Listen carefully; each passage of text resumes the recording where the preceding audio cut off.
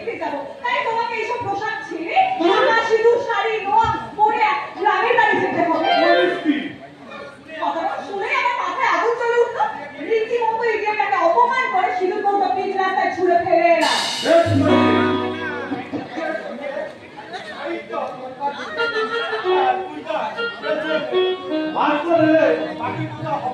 এত কিছু পরেও যদি ফাঁস করে আসে, তাহলে ভেবে নিও ওর গায়ে মানুষের নয় গন্ডারের চামড়া।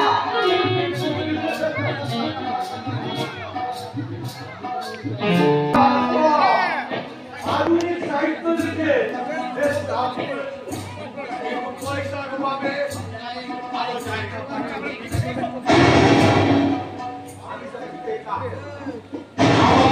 আমার উপন্যাস কাব্য থেকে আমার বক্তব্য গীতার সঙ্গে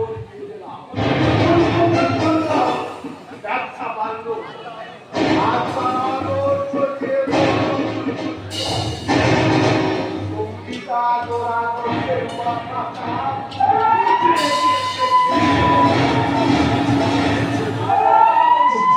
কাজটা কিন্তু দিদিমণি ভালো করেনি। কি বলে বলল? গঙ্গার ঘাটে সিঁদুর কৌটা ছুঁড়ে দিয়ে দিদিমণি অন্যায় করেছে। বিখ্যাত পাবলিশার অজিত কুমারজির পদ হিসাবে ঠিক করেছেন। আমি চিরন্তন ধর্মকে তোমরা কি তোমাদের অশ্লীল উপন্যাসের সূচিপত্র মনে করছো? একের পর এক অশ্লীল পত্রিকা প্রকাশ করে দেশের লক্ষ লক্ষ ছেলেরা জীবন সর্বনাশ করছো। আর তোমার সংবিধান এর ভিতরে শিকার। তোমার অধিকারের সীমা পেরিয়ে যাচ্ছ। অনন্ত সজ্জায় শুয়ে থাকা বিষ্ণুর বুকে লাফি মেরে বিষ্ণুর ঘুম ভাঙিয়েছিলেন। তুমি কি আজকে কলেজে না গিয়ে পড়ালেখা করে সংস্কৃত শিখছি? সংস্কৃত না শিখলেও আমি এই পড়ান্তার কাছেই শিখেছি বঙ্গ সংস্কৃতির আসল শিক্ষা।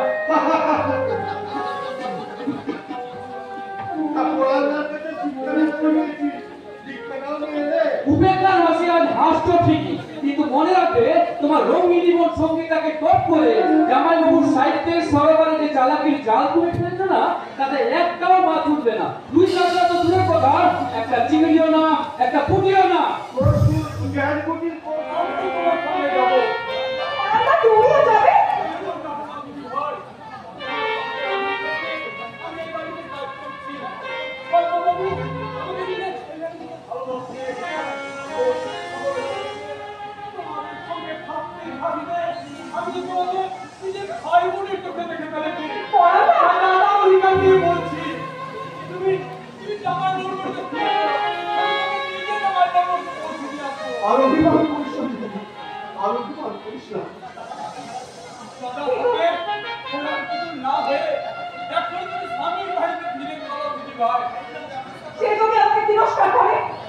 আদর্শ স্বামী তিরস্কার নারী জীবনের যে শ্রেষ্ঠ পুরস্কার দিদি।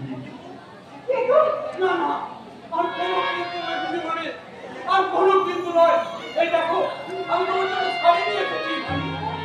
আমার শাড়ি? হ্যাঁ, এই দেখো, এখন তো সিঁদুর। আমার সেই শাড়ি সিঁদুরে ফেলছো?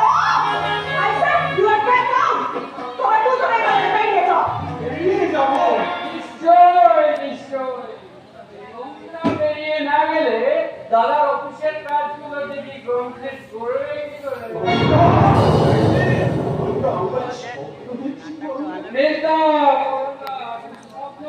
স্বপ্ন নয়, বড় আমার এই প্রতিবাদ করে কণ্ঠটা কিছু করার জন্য দাদা যে আমাকে কায়দা করে মনে খাইয়ে দিয়েছে বলো আমার এই সুন্দর ক্যারেক্টারটাকে দুমড়ে মুচড়ে কথাটা করে দিতে পারতাম কি?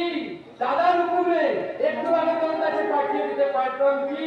সেই বেবিচারের লেখক সাগর রায়। আমি কি বলবো রে পেশা? আমি তো উত্তর আকাশের যুবতারা হতে চেয়েছিলাম, কিন্তু দাদা আমাকে বানিয়ে দিল তিনটে জোনাকি পোকা। ওই পোকাটা সবুজ ফলগুলোকে চুষে দিতে ছাড়া করে দিচ্ছে। আমার অর্থ আমি জানো।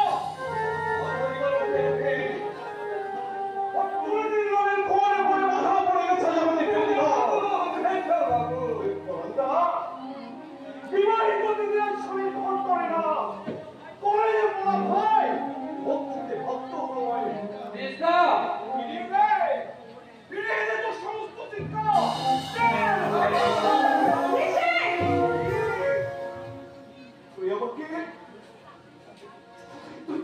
চরিত্রহীনতা শিক্ষা পড়া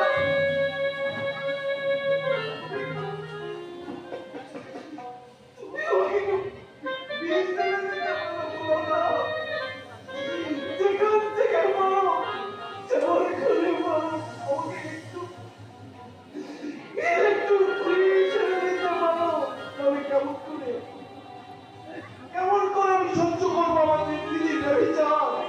পায়ের মতো আমি পয়সার জন্য আমার দাদার সঙ্গে যাবে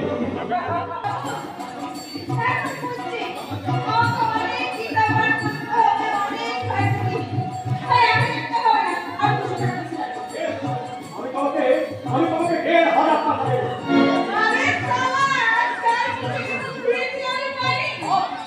তুমি মাথায় নয় তোমাকে ভদ্রভাবে শাড়ি ব্লাউজ করতে হবে আমার গায়ের বাড়ি লোকের যেন বুঝতে না পারে যে তুমি আমার ভাড়া করাবে